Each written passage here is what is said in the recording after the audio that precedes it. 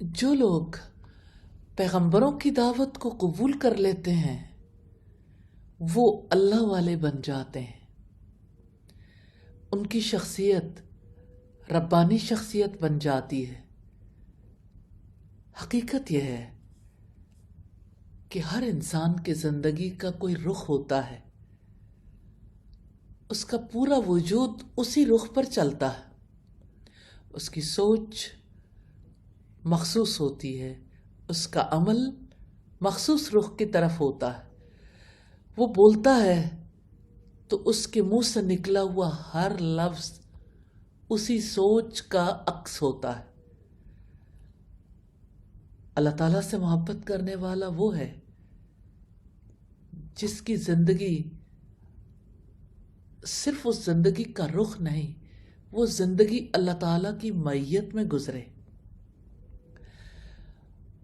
اس کے سچے جذبات بھی، اس کی سرگرمیاں بھی، اس کا احساس بھی، اس کی یادیں بھی، کسی کو شریک ٹھہرائے بغیر صرف ایک اللہ کی یادوں میں جینا اور اسی یاد میں بس کر دنیا سے چلے جانا، یہی دراصل اللہ تعالیٰ کے ساتھ رہنا ہے. حقیقت یہ ہے کہ جو بھی اللہ تعالیٰ کے ساتھ جینا سیکھ لیتا ہے اس کی زبان بولنے سے تھک جاتی ہے. نبی صلی اللہ علیہ وسلم نے فرمایا، حیا اور کلام سے عاجز ہونا ایمان میں سے.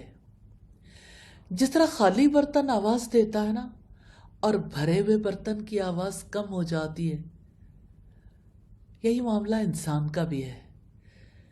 ہمیشہ خالی انسان زیادہ بولتا ہے، بھرا ہوا انسان کم بولتا ہے. جو اللہ تعالیٰ کی عظمت کو پہچان لیتا ہے اس کو اپنا وجود حقیر لگتا ہے، اور جب وہ یہ محسوس کرتا ہے کہ سب کچھ اللہ تعالیٰ کا ہے اور میں کچھ نہیں ہوں،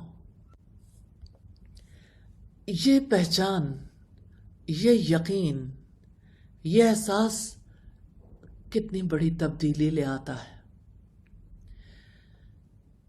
اللہ تعالیٰ کے ساتھ زندگی گزارنے والا کہنے سے پہلے سوچتا ہے، اظہار کرنے سے پہلے احتساب کرتا ہے.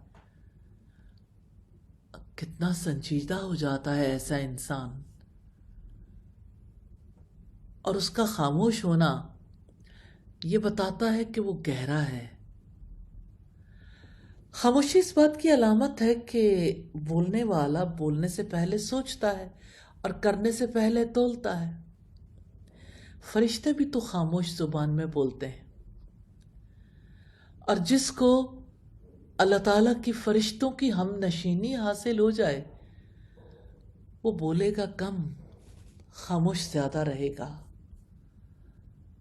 یا ارحم الراحمین، ہمیں اپنی زندگی میں ایسا ہی طرز عمل اپنانے کی توفیق عطا فرما دے.